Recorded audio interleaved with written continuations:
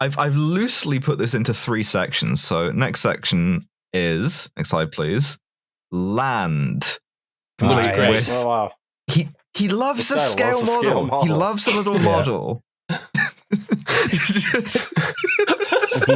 This is genuinely one of the funniest pictures I've ever seen. He gathered all his friends around to like just watch it go into a Getting ditch and get stuck, stuck. I love it. Check out my new RC car, It's guys. scaled to 200 miles This is an the hour. problem. This is the problem with dictatorships is everybody has to stand around like this is normal and be like, interesting, tiny tank.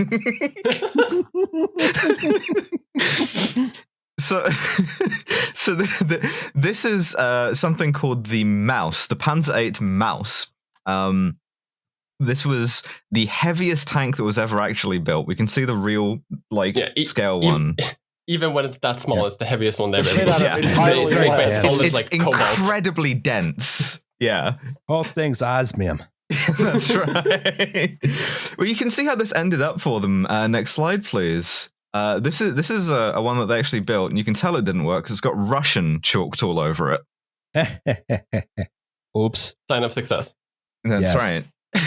The point of this was to make like a super heavy breakthrough tank that's really slow, but like it's impervious to everything. Like, well, after D-Day, why do you even need a breakthrough? You're going to do the Battle of the Bulge and then get smoked. Yeah, they're not they don't know that resource allocation so good, are they? No. Curiously, this is like a sort of personal thing that Hitler is really into. He really likes this idea. So, this is his little fantasy world. He gets to escape from the actual red lines on the map, getting closer. Like Donald Trump driving that fire truck or whatever. That's the happiest he's ever been. Yeah. So this is the heaviest tank ever built. They built 2 of them. Only one of them ever worked. And different parts of the 2 it worked differently. The top speed of this thing was 14 miles an hour. Perfect. It would break through only once. So quick. Slow Krieg. Because it's so heavy, it can't cross bridges. But there's rivers in Russia, which is where you want to use this. So what do? Well, the answer is you fit it with a snorkel and you drive it across the bottom of the river. Sounds great.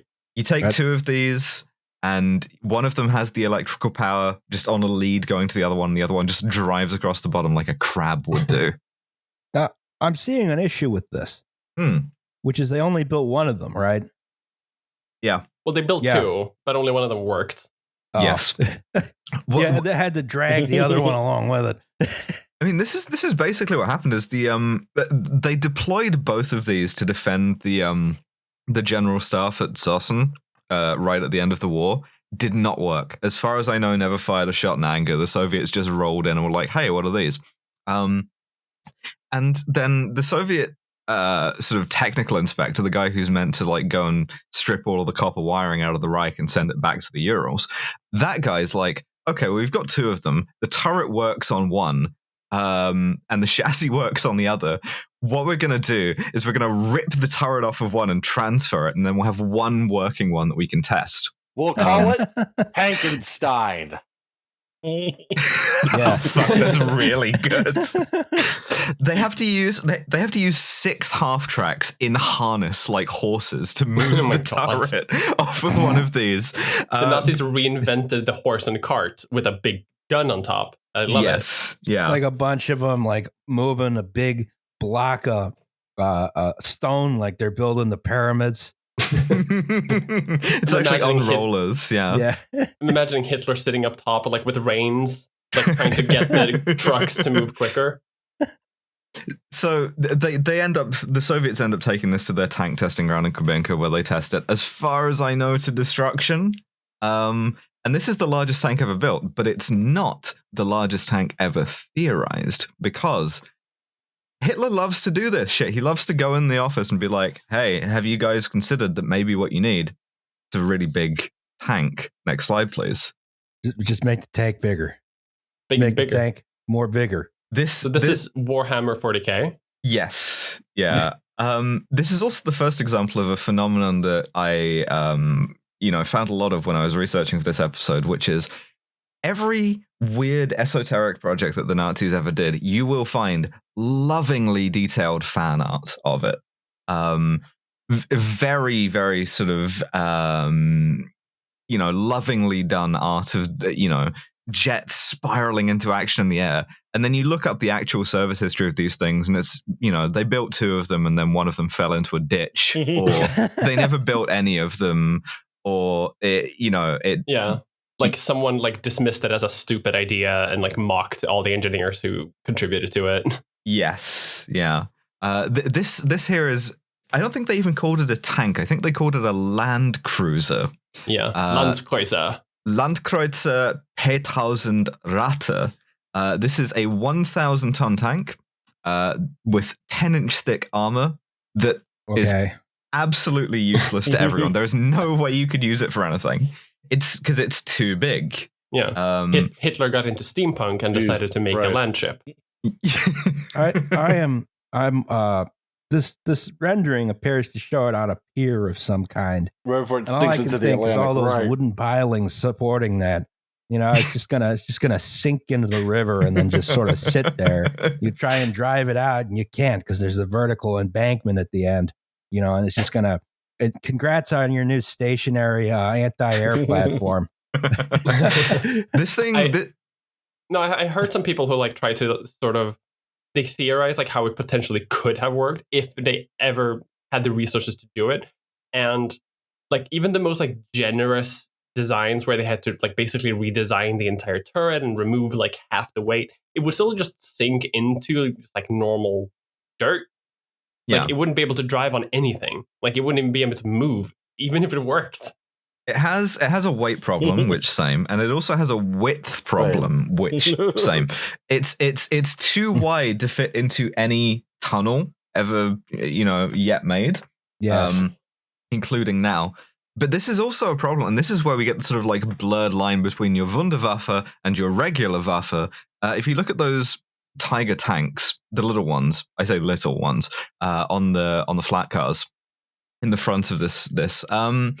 So those were actually too wide to fit on a flat car, on a rail car, just on their own. What they had to do was intricately take apart the sort of like Swiss watch overlapping road wheels on the side and replace the tracks with like thinner tracks that were only used for transporting them. Right. This is like a recurring problem with German logistics of the Second World War. It's like every single thing is so fucking engineering. It's so over designed and it's so like logistically tortured. And then at the top of it, you have this dipshit mustache guy going, "Hey, why don't we make it 5 times bigger?" This thing would have been like kind of like a sort of a Nazi playset in that it had 2 motorcycles in it, just in like their own sort of like motor pool that you could drive out to do reconnaissance. Imagine trying to go to war with something that's essentially the NASA's space shuttle transporter platform. Yeah, you see this coming. You just sort of go back to the woods, and you just get out of. You just take a sort of 90-degree path. I was about to say, yeah, you just sort of move perpendicularly towards it, and it'll take half an hour to turn, and you could be 3 towns over by then. I love that it has a self-contained lavatory system, though. I love that they designed, because again, they over-design everything. They put in a toilet inside of it, like internally, so that the 4 crew members who would have to be inside of this god-awful like death trap never have to leave it. Even to go shit. You just get welded in. I envision a sort of a situation where this is used and they somehow manage to lose a vehicle to toilet malfunction like they did one of those U-boats. It was actually the captain who sank that U-boat, by the way.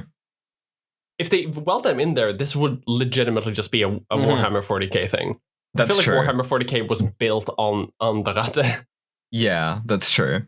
But so we've gotten to the very largest tanks. We're well beyond the bounds of plausibility. Let's go to the tiny one. Yes, let's go to the tiny. I want to talk about the tiny one. Oh my god, it's the Hitler Roomba. The Nazi Roomba. That's right. This is.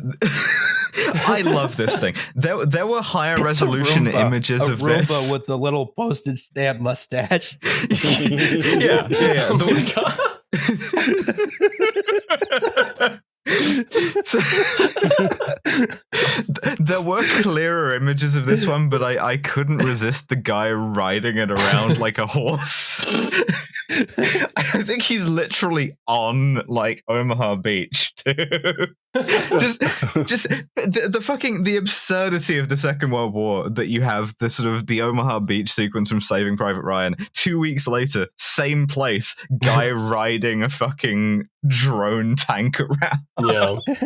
There's a fucking tank trap in the background too. Like, this guy, you can tell that the guy is so happy to be riding it.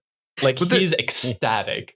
This is the thing. Magical experience for him. Once the Allies invaded Europe, I feel like they were just stumbling over weird Nazi shit, like one-of-a-kind prototypes of implausible technology every 2 weeks. And, you know, maybe that's a sort of R&R thing. You're like, oh, you feel bad about your friends getting shot? Why don't you take a ride on the half-track motorcycle? Why don't you do some donuts, you know? That'd be cool. Ride the Roomba around a little bit.